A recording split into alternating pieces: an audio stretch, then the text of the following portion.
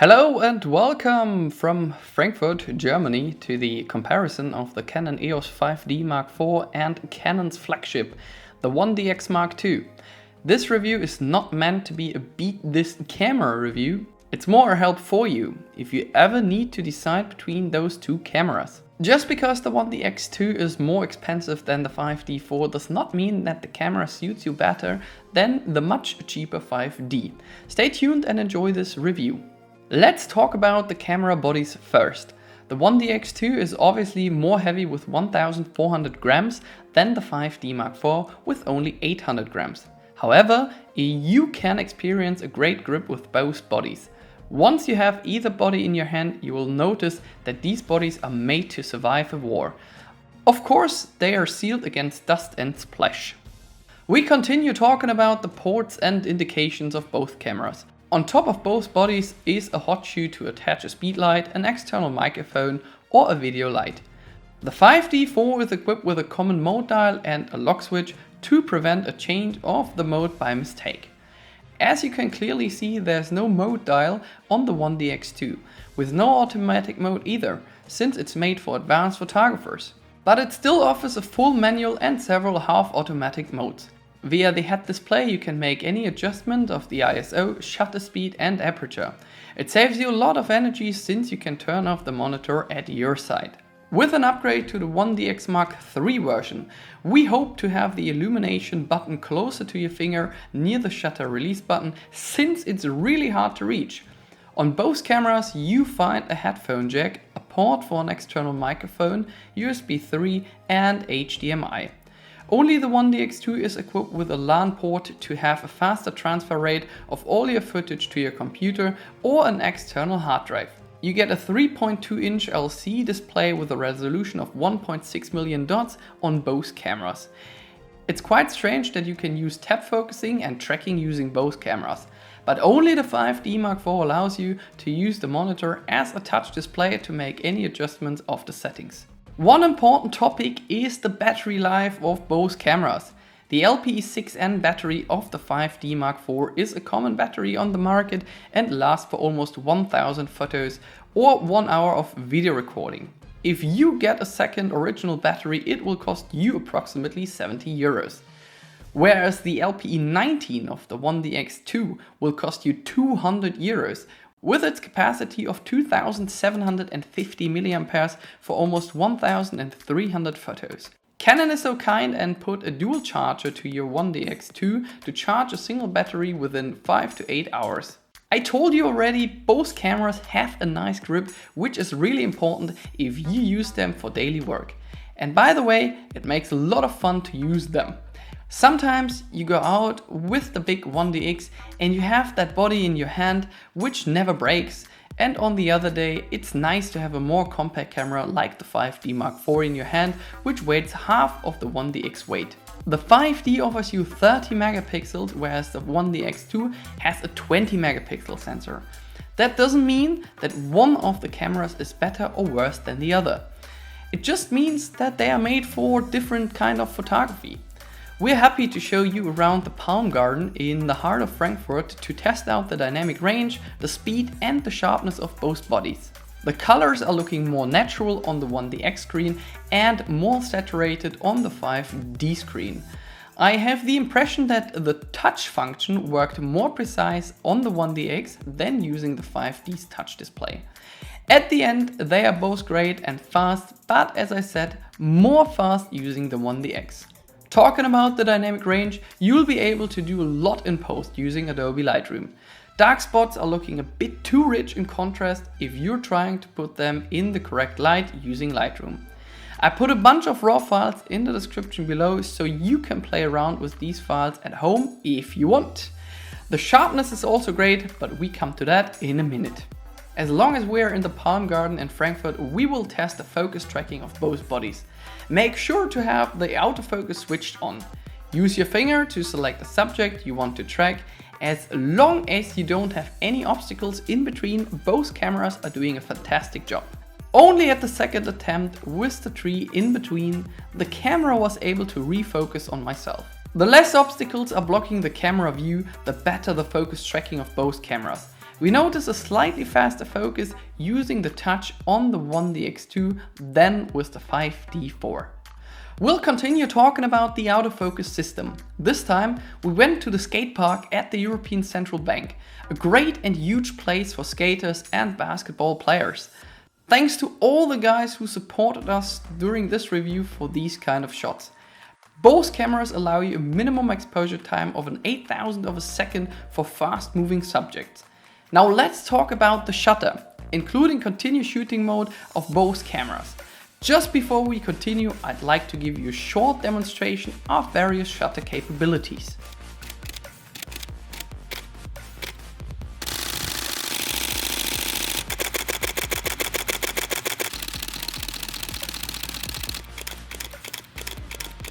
As you probably have noticed, the shutter of the 5D Mark IV is not as loud as the shutter of the 1DX2, which you might consider if you plan to get one of these bodies for wedding photography.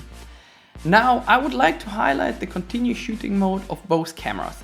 The 1DX2 lets you take 14 photos a second and up to 16 during live view with mirror locked up and exposure so as autofocus locked on first frame. Nothing will escape from you with that number of frames per second, which makes this camera ideal for all sport and wildlife photographers. Using the proper memory card allows you to take unlimited JPEGs and 170 photos in RAW with a CFast card. A link with my favorite memory card is in the description below. Whereas the 5D4 comes with a fast autofocus as well, but just half of the frames per second of the 1DX2. Taking photos of wedding, architecture or landscape, you're probably doing well with 7 frames per second using the 5D Mark IV. Using the proper SD or CF card lets you take unlimited JPEGs or 21 photos in RAW at once. What? That's 150 RAWs less than using the flagship. Yes, you're absolutely right, but the question is, do you really require more than 21 RAWs and 7 photos per second? Or do you plan to take commercial photos for BBC, or are you becoming a sport photographer? If the answer is no, save 3,000 euros for 1 or 2 lenses. Using the live view of the 5D4 allows you to take 4.3 photos per second with AF tracking. I said at the beginning that this comparison should not be seen as a battle between both cameras. Just focus on your individual need. If you might need a higher burst rate, take the 1DX, and if 7 photos per second are sufficient, stick to the 5D. The focus tracking worked great using both cameras in bright daylight and in dark conditions. Before we talk about the video mode of both cameras, we'll have a look once again at the sharpness. The 1DX, so as the 5D, deliver great looking photos with lots of details. If you're a friend of megapixels, you'll sooner get to your limit using the 1DX with 10 megapixels less than the 5D. Using a 30 megapixel sensor is more useful for large printouts if you need to zoom in or for cropping. If these details do not matter to you, you'll be fine using the 1DX. Anyways, we had the impression that the photos looked richer in details using the 1DX2, despite the fact that it has 10 megapixels less than the 5D Mark IV, since they're richer in contrast. Let's get back to the skate park and we'll talk about slow motion capabilities in Full HD. You'll be able to take stunning slow motion videos with 120 frames in Full HD using the 1DX. Same applies to the 5D, but instead of Full HD, you're limited to 720p. If you really need this feature for Full HD video clips, you better go with the 1DX. 1080p with 60 frames per second is possible using both cameras. The video quality itself is great, and you can use all kind of color looks, so as flat profiles on both full frame bodies. 4K video is a feature on both cameras with up to 30 frames per second. The 1DX supports also 4K 60. A CFast memory card is essential, otherwise you get to the limit of your buffer within 5-10 seconds using a normal CF card. Big advantage, so as disadvantage, is the huge MJPEG codec. 10 seconds of video recording takes already 900 to 1200 megabyte of memory. However, you can select a single frame and save it as an 8 megapixel photo. If this doesn't matter to you, you just gonna waste all your memory. A solution in my eyes would be able to choose a codec. If someone needs these big file sizes, great, and if someone does not, take another file type. Taking a 4K video means also that you have a crop factor of 1.4, which is quite strange since we're using a full frame camera. How that looks like compared to a full HD clip will be seen now. Please, if you have anything to add, make sure to leave a comment below. By the way, we did not see any function which allows you to take time-lapse movies straight out of the camera using the 1DX. Taking a time-lapse with the 5D is easy, but you're limited to Full HD at the end. We'll stay in the dark to see how both cameras perform with the ambient light. During video recording, we noticed that the footage looked well illuminated on the 1DX, a bit better than using Canon's 5D Mark IV. Taking photos using the ambient light from the streetlights will award both cameras into a gold and orange stitch. Nothing that will take longer than 10 seconds to be fixed in post using Adobe Lightroom.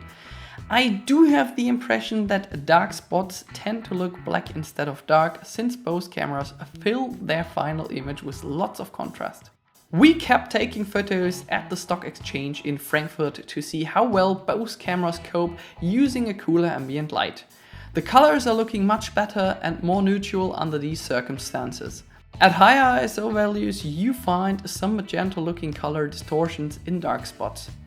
A GPS module allows you to track your photo journey on a simple Google Map chart using Adobe Lightroom. You can select the interval by yourself and it takes a bit more from your battery. Only the 5D4 offers Wi-Fi to transfer photos and videos to your phone using the Canon Camera Connect app. Last but not least important topic for this review will be the low light performance using both cameras. During 4K video recording, you can go beyond ISO 12800 using the 1DX2. ISO 32000 is missing on the 1DX Mark II, but is available on the 5D Mark IV. You can't really see the difference till ISO 25600. At ISO 51200, you benefit from the better performance using the 1DX. As we take a detailed look at the higher ISO values like ISO 204,800, you'll notice that the 1DX has almost the same performance as the 5D4 at ISO 102,400, which is the limit of the 5D anyways. High-grain photos will stop at ISO 409,600 on the 1DX Mark II, which I think nobody uses that much anyways. To bring it onto a point, the 1DX does a better job in low light conditions. The colors are looking more neutral, the details are kept, and the overall image does look well illuminated on the 1DX2 than using the 5D4. And which camera should you get now? To keep it as simple as possible, I'd like to highlight some features that each camera offers. If you need a reliable body for sports, wildlife, concerts, and 4K video with more than 30 frames per second, take the 1DX Mark II. If you like a compact and light full frame DSLR with a great low light performance with 10 megapixels more, take the 5D4. Just because the 5D won't let you take 4K 60 or 7 frames per second less using continuous shooting does not mean that the camera would not fulfill its job in your hands, if none of these features is required for your kind of work. In any case, if you travel a lot, take it nice, compact, light, and get yourself a 5D Mark IV. Despite the fact that the battery of the 1DX2 lasts longer than the LP6N battery of your 5D4, it will cost you about 3 times more than one battery for your 1DX. These two cameras are workaholic models for more than 100,000 photos. They are reliable and solid, which makes them work for pro photographers. The usability is great, the menu is kept simple, and both are easy to use. We enjoyed using a fast and precise working autofocus system on both cameras, also during low light conditions. Thanks to Canon Germany and to all who supported me for this review. If you have to add anything or you'd like to tell me for what kind of photography these two cameras are made for, please feel free to post a comment below. You can rent both bodies at GM-Foto near the Frankfurt Central Station with several lenses as well. As usual, at the end of the review, that's the internal microphone of the Canon EOS 5D Mark IV. Thanks for watching und tschüss aus Frankfurt!